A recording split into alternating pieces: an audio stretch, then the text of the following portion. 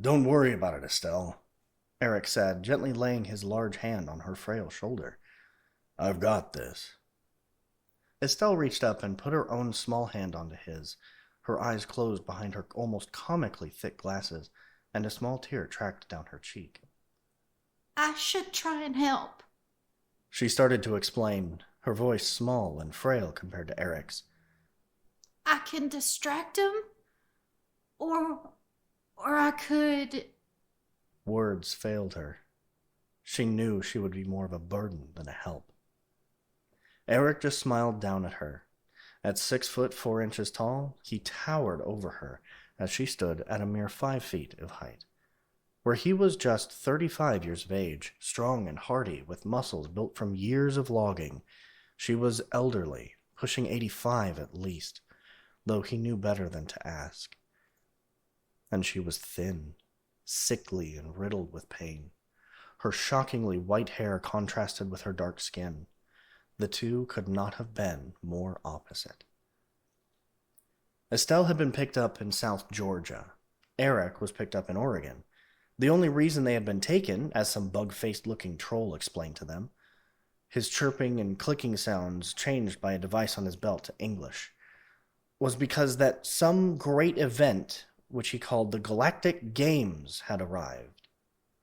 It seems that once every 25 galactic cycles, a contest of great import took place, where 50 species all fought to the death in a great arena. The betting and money that changed hands during this event had fortunes won and lost. Planets changed possession, and in some unfortunate cases, entire races subjugated to indentured servitude, all due to an ill-informed wager. This year, there was only 49 species, as one that normally attended the games were wiped out by their sun going nova. They needed another species, and so they searched, and found the humans.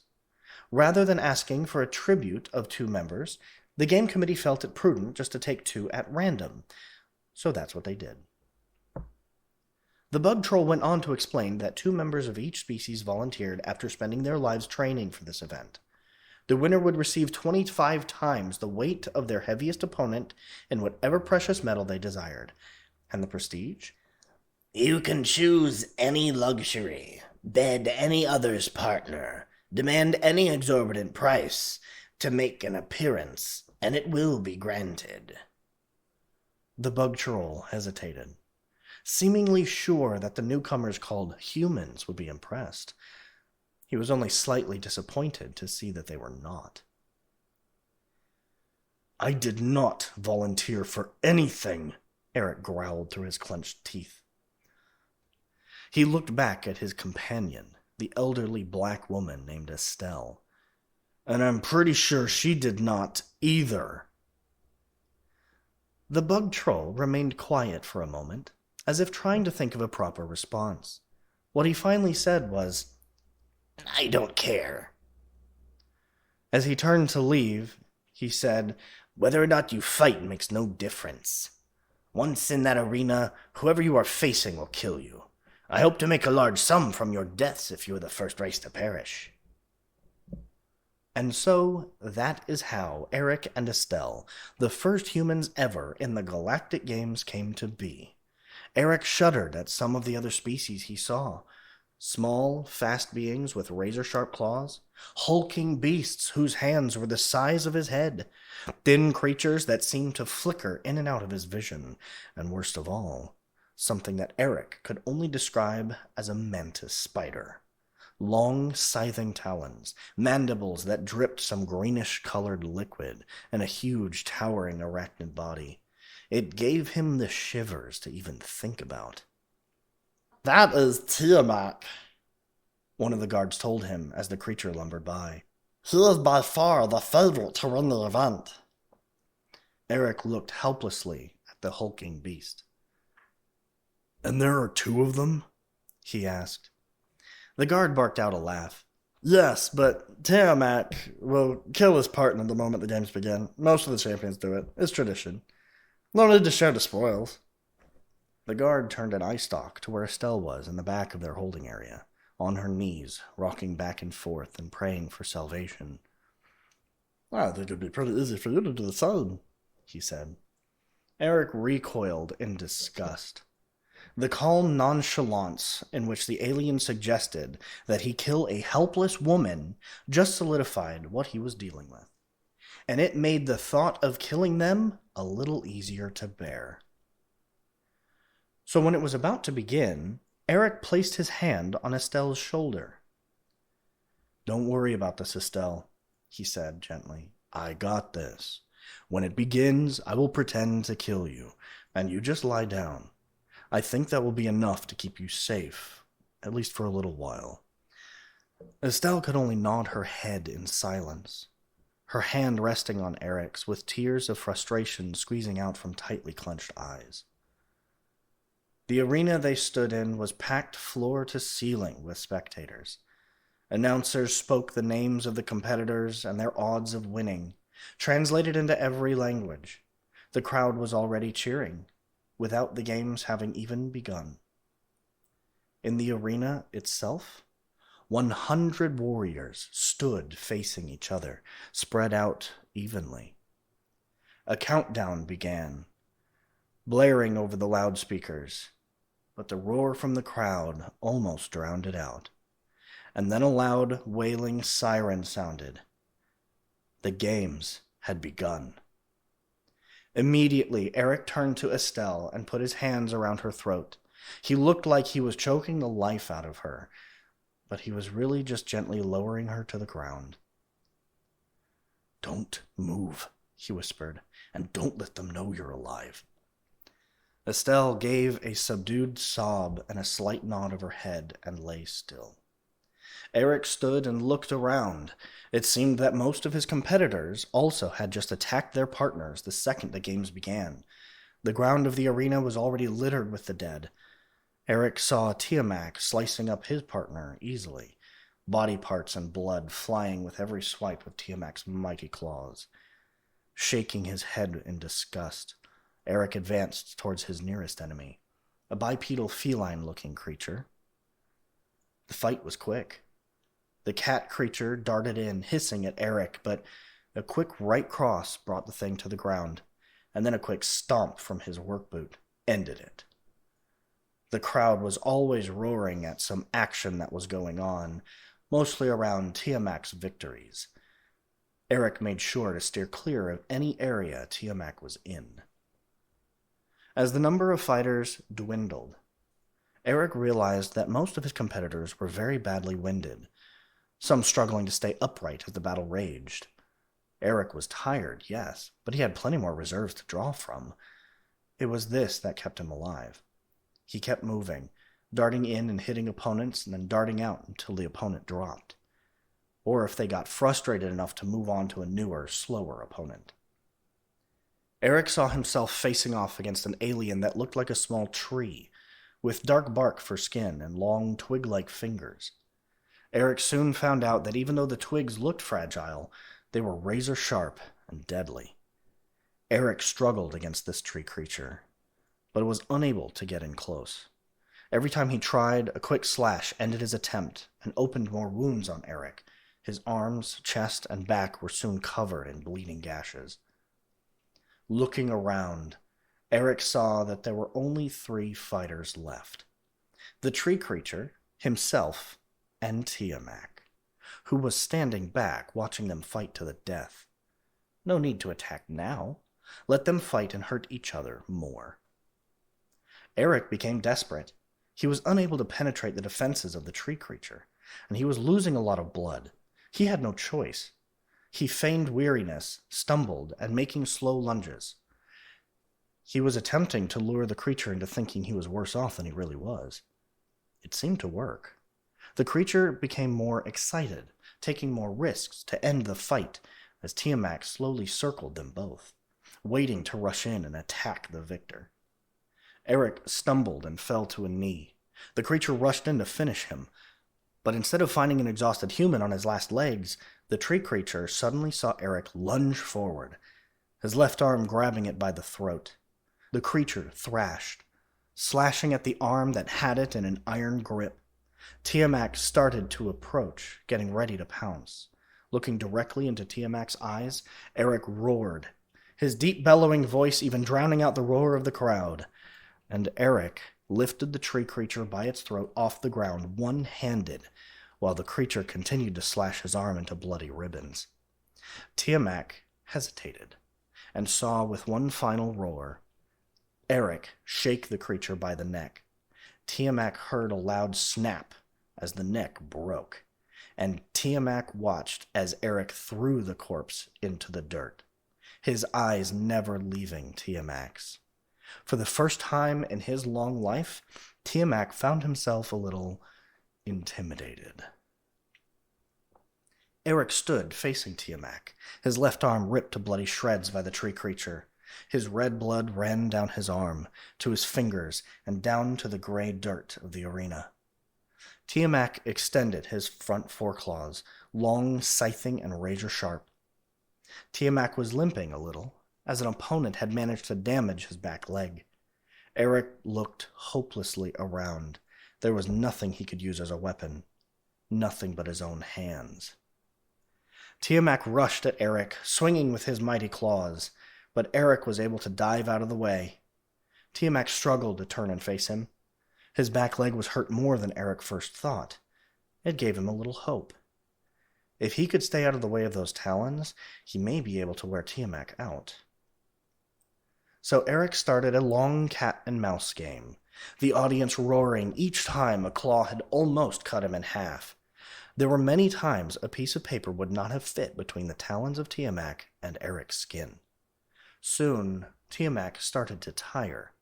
His slashes slowed down, and instead of wide sweeping swipes at Eric to save energy, Tiamat started to slash straight downwards, the tip of his claw digging into the dirt of the arena floor. Eric saw his chance. The next time Tiamat sliced downwards, the tip of the claw embedding itself into the hard-packed dirt of the arena, Eric threw his entire body weight in a lunge at the claw, hitting it with his shoulder. A loud crack echoed through the arena, and Tiamat roared in pain, flailing backwards, his right arm spurting green blood where the claw had been broken off at the wrist.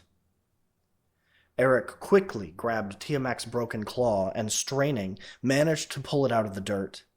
The crowd was on their feet, stamping and screaming as Eric stood facing Tiamat, using Tiamat's own claw as a weapon against him. Tiamat hissed and raged in pain and lunged at Eric. Eric roared at Tiamat and ran to meet him, the two gladiators slamming into each other, slashing and tearing, trying to end each other's existence and finish this. Eric screamed in pain when Tiamat managed to slice through his abdomen and down into his thigh. Eric knew that Tiamat had overextended himself to do this, so Eric swung with all of his strength at Tiamat's chest, where the claw Eric was using was a weapon ripped through the protective plating and struck in Tiamat's spine. Tiamat roared in pain, grabbed the claw stuck in his chest and yanked it out, and immediately fell to the dirt, twitching and spasming as the claw had severed his spine when Tiamat had ripped it out. Eric fell to his knees, then to his back. His lifeblood pooled around him, and his vision began to fade. He knew he was dying, but he also knew that Tiamat would follow quickly behind. The thought of that made Eric smile, and that is how this noble human passed, victorious in battle against a larger, stronger foe, with a ghost of a smile on his lips. As Eric expired, Tiamat knew he was the winner. He tried to struggle to move, but he was helpless. He knew, however, that he would be allowed medical attention now that the tournament was over. But it would have to come quick if he was to survive this. That human was a lot stronger and tougher than he had ever dreamed. Tiamat's eyes darted in all directions, straining to see the medical personnel that should be running to his aid. He saw nothing. The crowd was silent, questioning why the winner had not been announced. Eric the human was dead. Tiamat was still alive, if barely, so Tiamat was the victor. Where was the blaring siren? denoting the end of the games and Tiamat victorious. A gasp ran through the crowd as all eyes turned to where Estelle lay in the dirt. They saw her slowly sit up and struggle to her feet. They watched as she looked around the blood-stained arena, festooned with body parts and corpses. They watched as she slowly shuffled forward in her fluffy slippers, each step creating a small cloud of dust. They watched in silence as she knelt by Eric, tears streaming down her cheeks. Rest well, my warrior, She said softly, and closed his unseeing eyes with her trembling hand. She struggled back to her feet and looked with pure hatred at Tiamat. Tiamat tried to move, to slash out at the frail human approaching him, but Eric's strike had been too deep. His limbs would not respond. Tiamat tried to say something, but only managed to cough up a green blob of bloody mucus to the dirt he lay in. He watched in terror as Estelle stooped and picked up his broken claw. Tiamat tried to flail around, to scream, to do anything, but his body would not respond. He just saw Estelle slowly walk up to him and place the sharp point of his own broken claw to his eye. For Eric! Estelle managed to say, and put all her sickly, frail weight onto the claw. It was enough. The razor-sharp talons slid through Tiamat's eye, releasing a greenish, stringy fluid, and pierced through into his brain. The crowd was as silent as the grave. Suddenly, a loud siren blared, causing the entire arena to jump in their seats. "Amazing!" An announcer's voice blared through the stadium. "Amazing! The games are over! We have a winner!" And then the crowd erupted into a roar of pure emotion. Some wailed at lost fortunes, others screamed for the unlikely human, and others just yelled to release their pent-up emotions. "The victor of the games!" the announcer roared, and beams of light from a dozen different sources shone down upon Estelle's bent and shaking form. "Estelle the Mighty, decimator of fortunes, destroyer of Tiamat, humanity's strongest warrior!" Estelle only shuffled slowly back to the large gate at the exit to the arena. The crowd roared with excitement with every step she took. Each puff of blood-stained dirt, her slippers raised. And then, just before she disappeared from view, she turned back to the crowd. A silence so complete you could hear the faintest of noises fell across the crowd. Every ear was bent. All attention was focused on this human warrior who stunned the galaxy, waiting to see what she would do or say. Estelle slowly looked across the vast arena, taking in all the alien forms and creatures that covered every square inch of her vision. She slowly raised both arms above her head, her small hands clenched into fists, and then she quickly extended the middle finger of each hand, turned on her heel, and left. Roaring, thinking it was a human sign of victory, the crowd repeated the gesture. Every arm of every alien raised to the heavens and every middle digit extended. It soon swept the galaxy. Anytime a contest was won, anytime an opponent was bested, the victor would throw both arms into the heavens and extend the middle digit of their hands, in honor of Estelle the Mighty. And Estelle, the God-fearing, religious woman that she was, had never made that gesture before in her life. But she truly felt that the good Lord would not hold this one time against her.